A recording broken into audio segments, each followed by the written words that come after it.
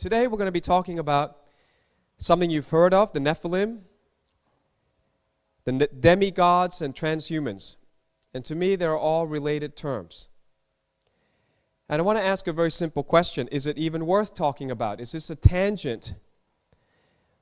Is this just mere myth? Or is it a present concern? So I'm going to do something that's not usual. I usually give you lots of scriptures first.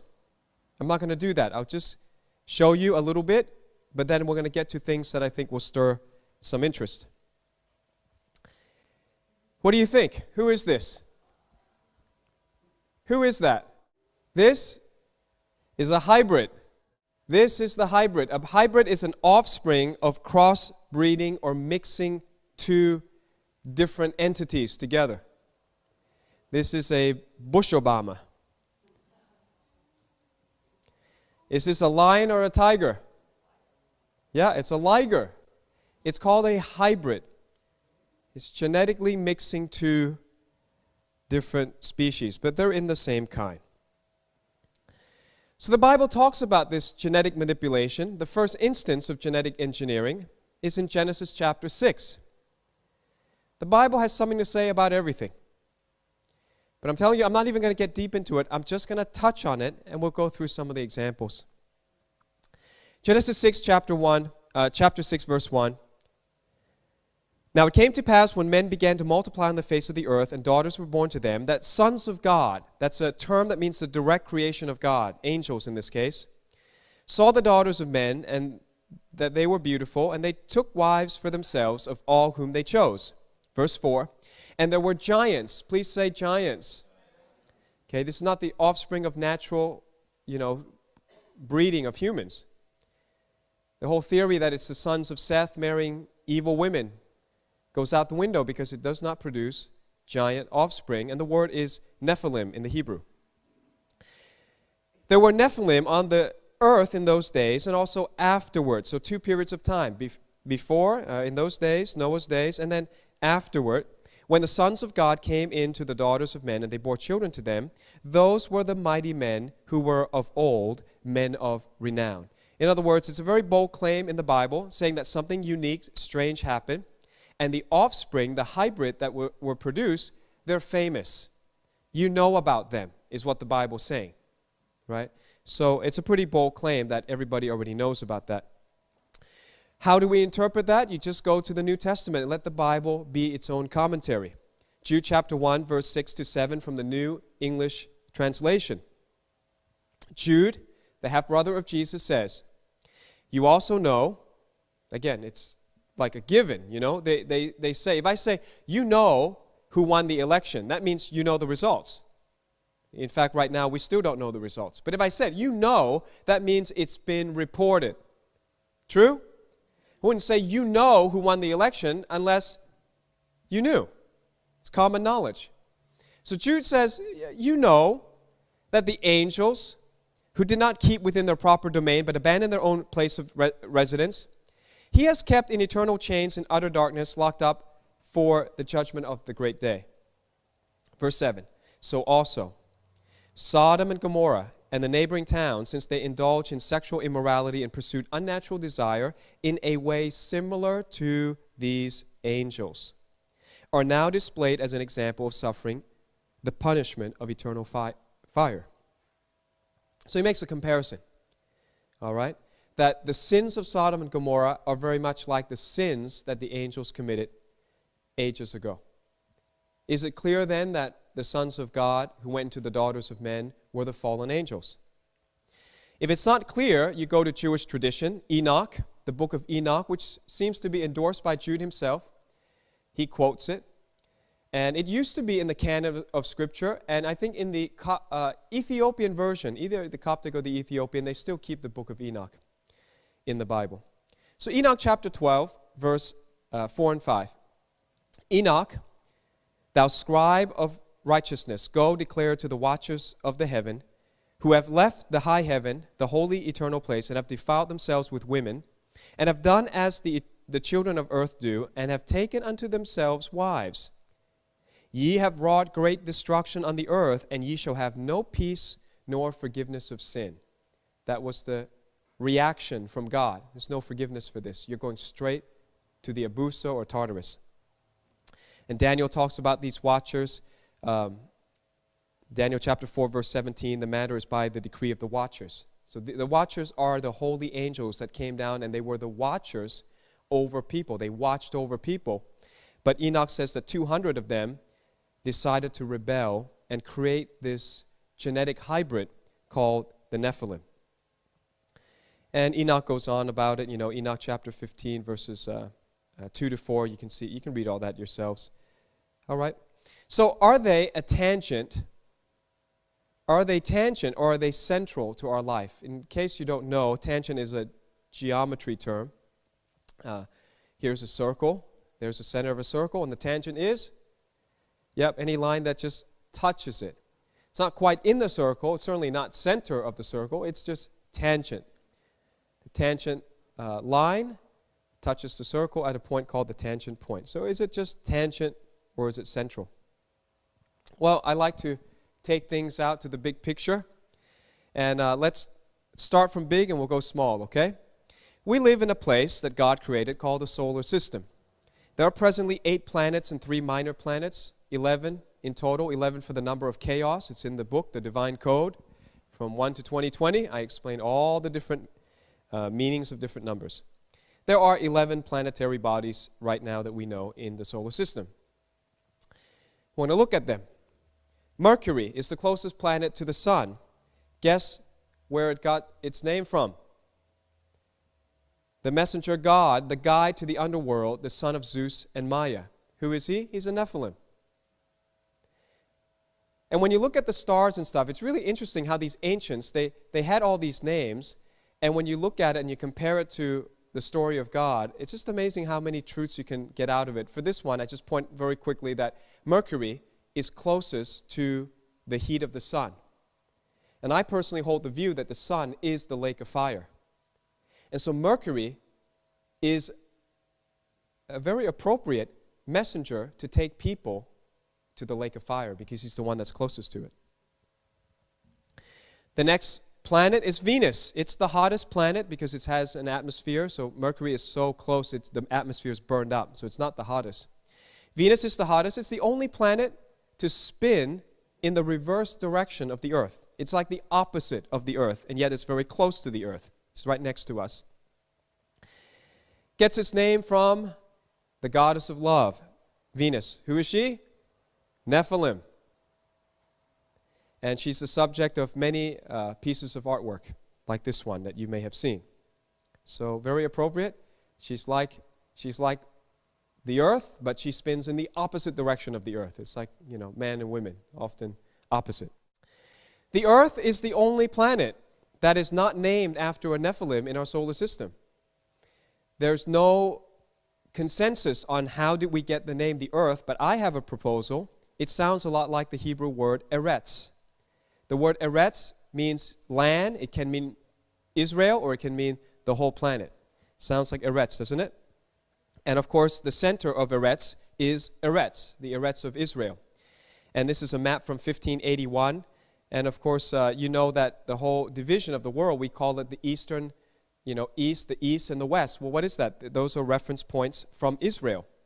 Now we have a better map, but the truth remains that if you live east of Israel, you're called an Easterner. You live west of Israel, you're called a Westerner. So everything points back to the central location of God's territory. God has claimed a very small piece of land for himself and his people.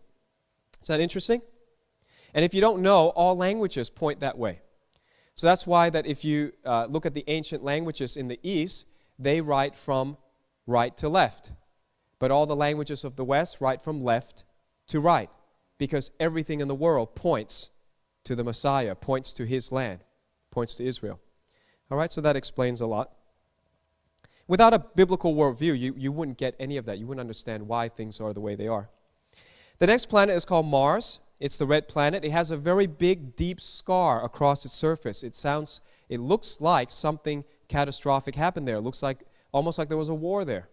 All right, something happened. It's the red planet, the color of blood and of war, so not surprisingly, it's named after this dude, He's the god of war. His name is Mars, and he's the son of Zeus and Hera, and he had twins. According to mythology, he had twins named Phobos and Deimos. He's a Nephilim, and guess what? When we look out into space and look at the planet Mars, Mars has 2 moons, and they're named Phobos and Deimos. Well, how did the ancient people know that Mars had 2 moons? We have a hard enough time looking for the planets. It's certainly difficult, if not impossible, to see the moons of these planets. You can see they're very irregularly shaped, very small. But just like in mythology, Mars had a twin, also the planet Mars has a twin. You find that interesting? Fascinating. The ancients knew a lot more than we give them credit for. Now, in between Mars and Jupiter, I just got to put this picture up. There's a thing called the asteroid belt, and it may be the remnants of a planet that exploded, maybe during the Luciferian fall, maybe during some other event. But something happened. It looked like a planet just exploded and left a trail of asteroid belts. And the largest asteroid in the asteroid belt has a name, Ceres. Ceres comprises 1/3 of the entire mass of the asteroid belt, and it is now considered a dwarf planet. It's the smallest of the dwarf planets. Well, where did we get that name from? By the way, that's what it looks like compared to the Earth and the Moon. It's about that size.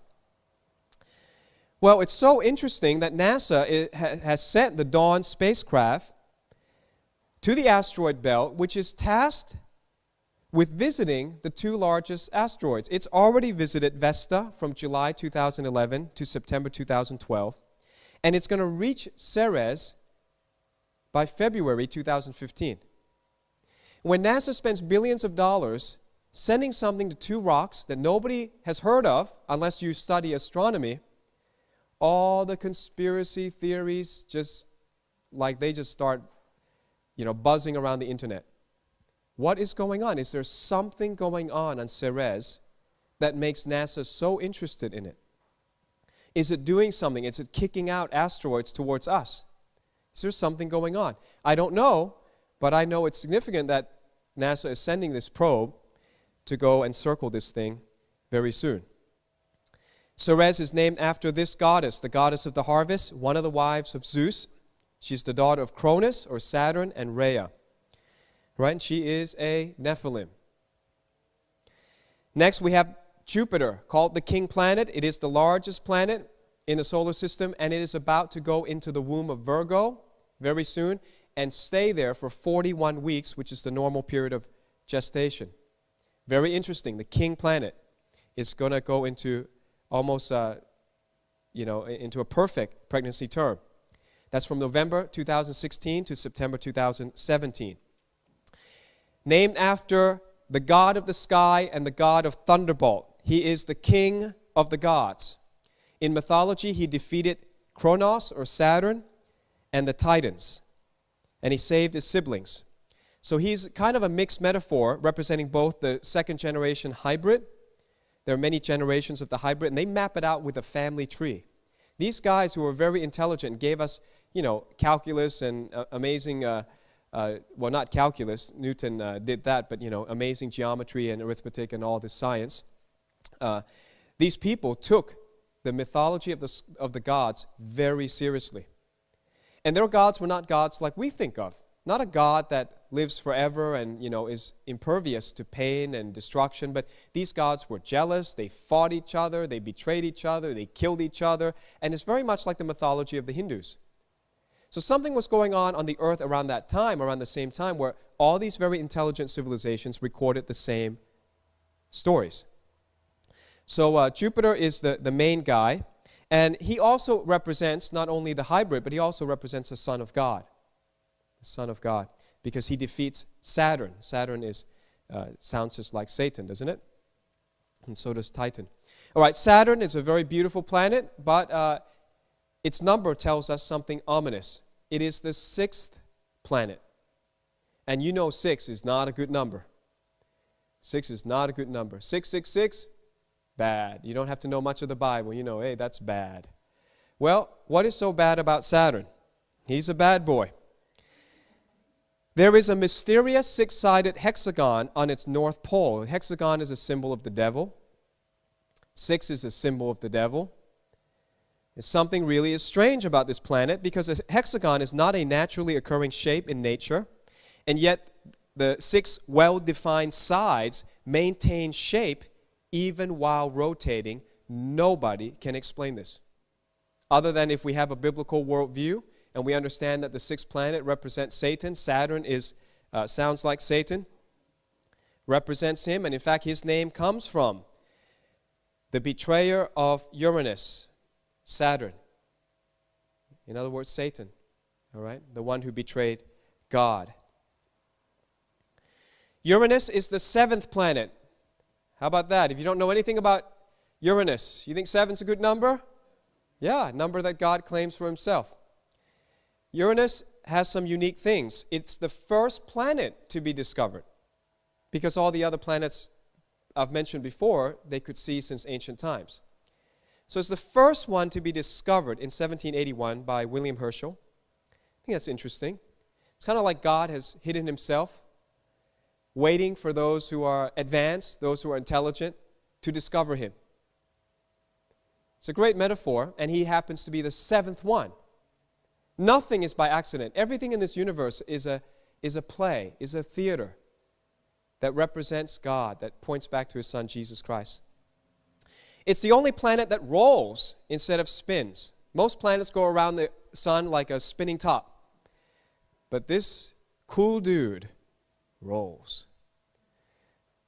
And the rings are in a different, it's perpendicular to its orbital plane and the orbital plane of most other planets.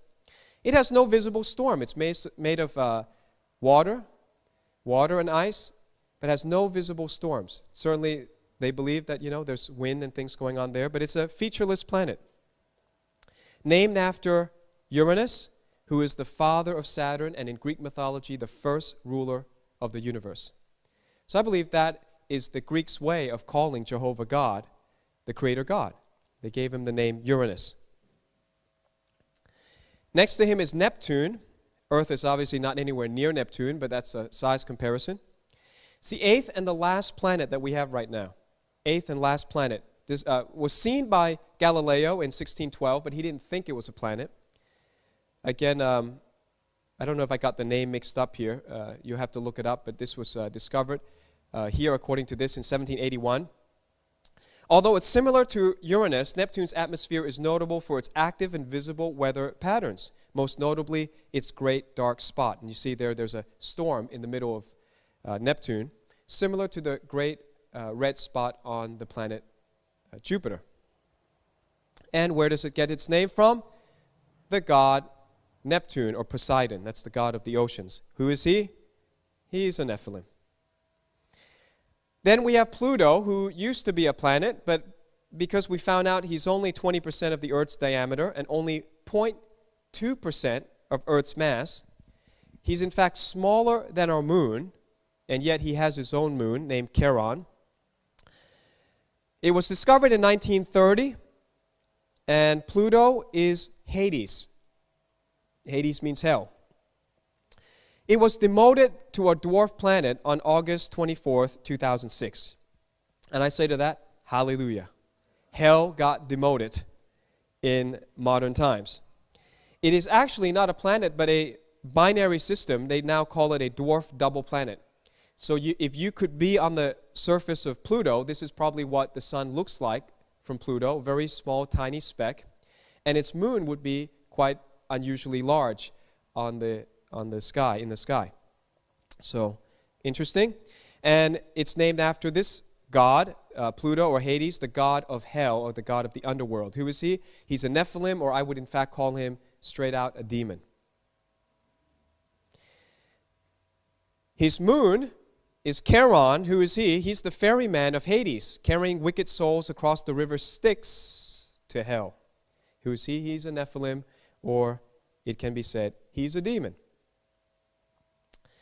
Interesting thing, the spacecraft New Horizons is scheduled to fly by Pluto and Charon on the 14th of July, 2015, carrying an ounce of the cremated remains of Clyde Tombaugh, discoverer of the dwarf planet.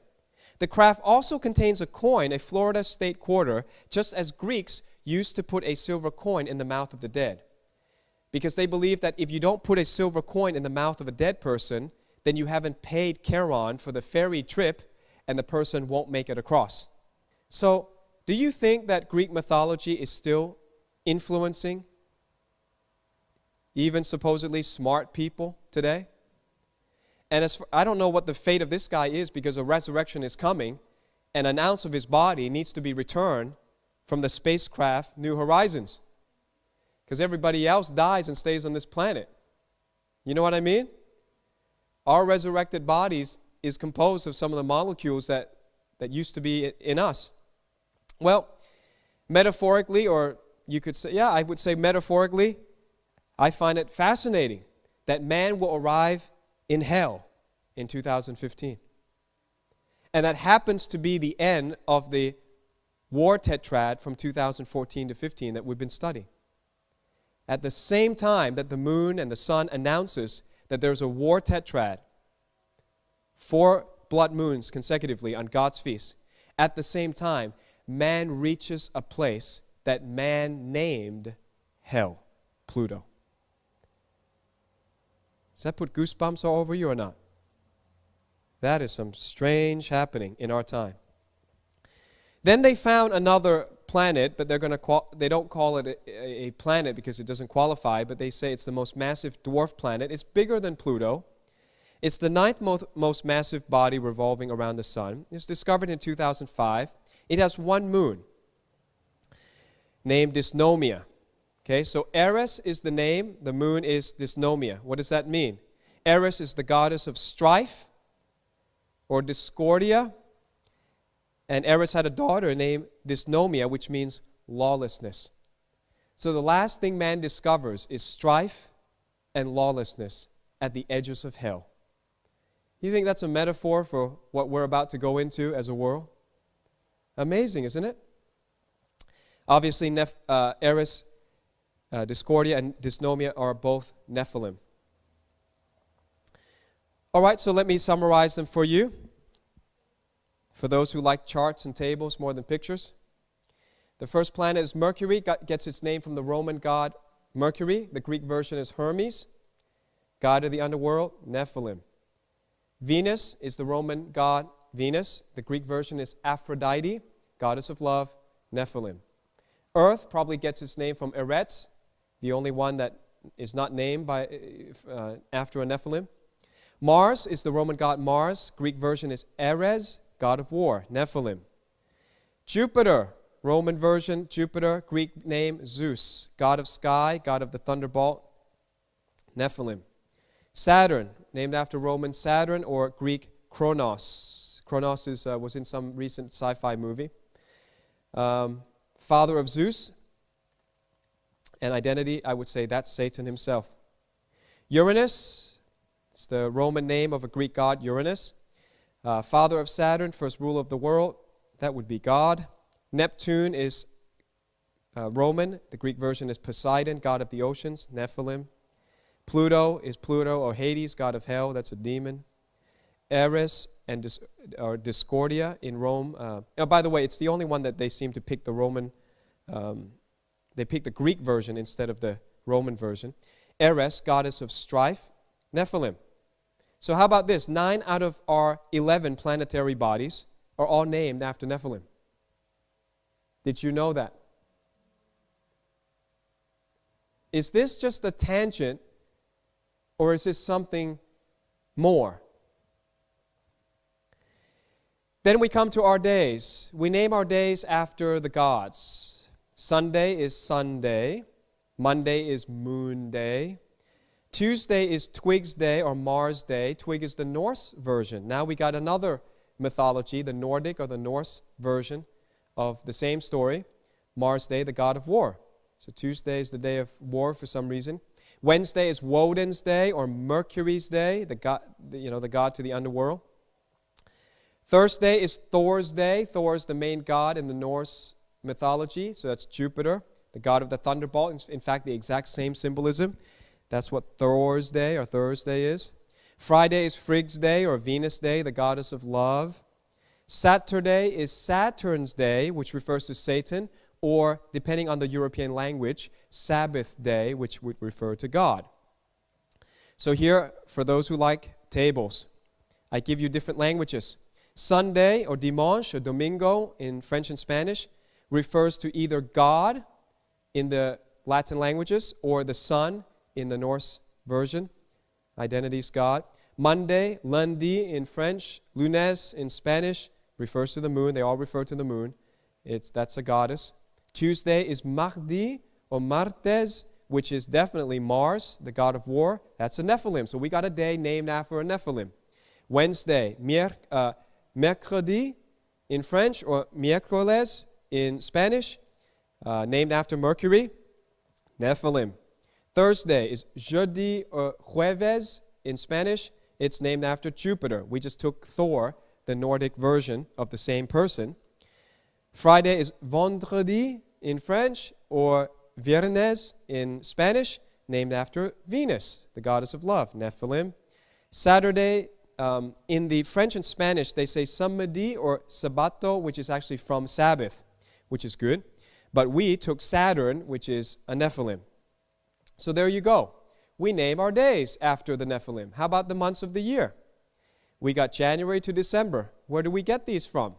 January is Janus's month. February is from Februa. March is from Mars. April is from Aphrodite. May is from Maya. June is from Juno. July is from Julius Caesar. August is from Augustus Caesar. September, October, November, December are actually just Latin numbers. 7, 8, 9, 10. So what are the meaning? Janus is a two-faced god of the gates. Two-faced. Why? Because in January, you're looking back to December, and you're looking forward to the new year. It's a two-faced god. I learned that in high school English, by the way. Februa is a Roman festival of purification. Mars is obviously god of war, Ares. Aphrodite is the goddess of love, Venus. Maya was the daughter of Atlas, one of the 7 Pleiades. Juno is another name for Zeus's wife, Hera. Now, Julius Caesar is interesting because Julius Caesar is a real person, but his namesake is Jove's child, or Jupiter's son. So it's still referring to Jupiter. And in English, we have this saying, by Jove. Have you ever heard that? By Jove. What is that? It's the old pagan way of saying, I swear. On oath. By Jove. By Jupiter, I swear. I'm telling you the truth. But, we as Christians would say, I swear by God, but you don't have to swear anymore because you're supposed to always tell the truth. So Jesus says, don't even swear by the temple anymore, because you should let your yes be yes, your no be no. You should never lie anyway. So July still refers to one of the gods. August is Augustus Caesar. Augustus just means venerable, was a real person. And then the why 7, even though it's the 9th month on the calendar? Because it refers to the 7th month on the Hebrew calendar, Tishri. Then the 8th month is Keshvan, 9th month is Kislev, 10th month is Tevet. So obviously these people knew the Hebrew months. All right? And the identity of these namesakes, January named after a Nephilim, March named after a Nephilim, April Nephilim, May Nephilim, June Nephilim, July an emperor whose name is from a Nephilim. So you've got 1, 2, 3, 4, 5, 6. You've got 6 months out of 12 named after Nephilim. Are you getting what I'm trying to show you? People think that this is tangent. People think that the Bible mentions it, as a passing comment. But in fact, it's so much a part of our lives that we don't even know. Let's look at our periodic table of chemical elements. Cerium, named after Ceres, a Nephilim. Europium, named after Europa, the Phoenician girl that got raped by Zeus. That's a human. Helium. We use the word helium all the time, don't you? Helium is a Nephilim, is Helios, the Greek sun god. Mercury. In a thermometer, there's mercury. Well, that's the god Mercury, the guide to the underworld, the Nephilim who takes you to hell. Neptunium, named after Neptune, the god of the oceans, a Nephilim. Plutonium. Now we're getting to space-age stuff. Plutonium, you can make a bomb out of plutonium. Guess what? Pluto, the guardian of hell, a demon. Apropos, isn't it? A plutonium bomb is named after hell. Promethium, named after Prometheus, a titan punished by Zeus and Nephilim. Selenium, named after Selene, a titan moon goddess, Nephilim. Thorium, named after the Norse god Thor, god of thunderbolt, Nephilim. Titanium, you ever touched titanium, bought anything made of titanium, heard of titanium? Why is titanium so strong? Because it's named after Titan, the first generation of giants, Nephilim. And uranium. You know uranium, the stuff that's inside the atomic bomb? Named after Uranus, the first ruler of the universe. The most powerful thing that man's ever built or exploded is named after God. Is that interesting? All right, let's come back to Earth. We have a North Atlantic and South Atlantic Ocean. Where is that from? It's from a god named Atlas. He's a titan. He lost the war against Zeus. He was condemned. Actually, Zeus condemned most of the titans to Tartarus, which is the center of hell, but made Atlas stand on Gaia, which is earth, to hold up Uranus, sky, to separate them. He is either a Nephilim, or I imagine he might be a watcher, one of the angels that fell and then made it with the women. We have the Atlas Mountains. They range across Algeria, Morocco, and Tunisia.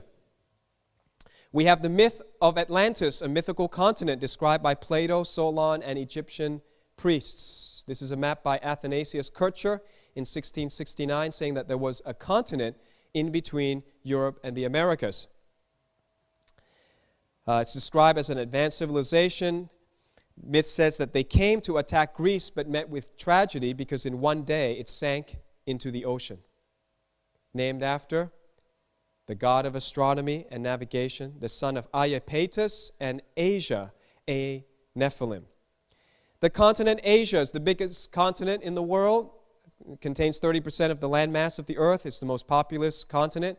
4 billion people live there. In other words, 60% of humanity lives on Asia. Did any Asian know where the name Asia comes from? Yep, Nephilim. The wife of Iapetus, the mother of Atlas, Prometheus, and a bunch of others. She's the daughter of Oceanus and Tethys, the granddaughter of Uranus and Gaia. Nephilim. Europe, named after Europa, who was a Phoenician or an Arab mortal, a woman that was abducted to the Greek island of Crete and raped by Zeus. And you can see stamps and coins featuring this. This is not something in the ancient past. It's on their modern currency. And Europa gave birth to a bunch of Nephilim like Minos. If you ever go to Crete, Minos is the father of the Minoan civilization, a very advanced civilization that just appeared out of nowhere. How do you understand civilizations that build amazing architecture that lasts 3,000 years later? We can't even build a house that lasts for 10 years. The Bible worldview tells you these guys had help. They were hybrids, and they got advanced technology from the fallen angels. Then, if you go to Egypt, still there today, the Sphinx. What is that? It's a Nephilim. It's a human with a lion body and eagle wings. These Sphinx are not just the imagination of the Egyptians. They're everywhere. You can find the Sphinx in palaces of Darius the Great. That's a Persian in 480 BC. The oldest Sphinx is the lower left corner at a palace of Queen Hetepheres II. All of these things are hybrids, Nephilim. Egypt was ruled by hybrids. Queen Nefertiti's skull is always elongated. Shows you she was not fully human. She's a hybrid, Nephilim. The art from ancient Egypt shows giants with elongated heads worshiping Helio, the sun god, Nephilim. You go over to India and Southeast Asia, you find the most famous story, the Ramayana, depicts demigods, giants like the yak, which appear in the art of Thailand, Laos, Cambodia, Sri Lanka. Who are the yaks? Nephilim. Ravana, the antagonist of Ramayana, abducted Rama's wife Sita and cut off the wings of Jatayu. Hinduism is replete with stories of demigods, human hybrids, and animal hybrids. How come they all talking about the same thing? The ancients cared about these demigods, but surely modern people have evolved beyond this cult of hybrid demigods. Surely we don't care about that anymore. Is that right? I'm going to answer that question in the next session.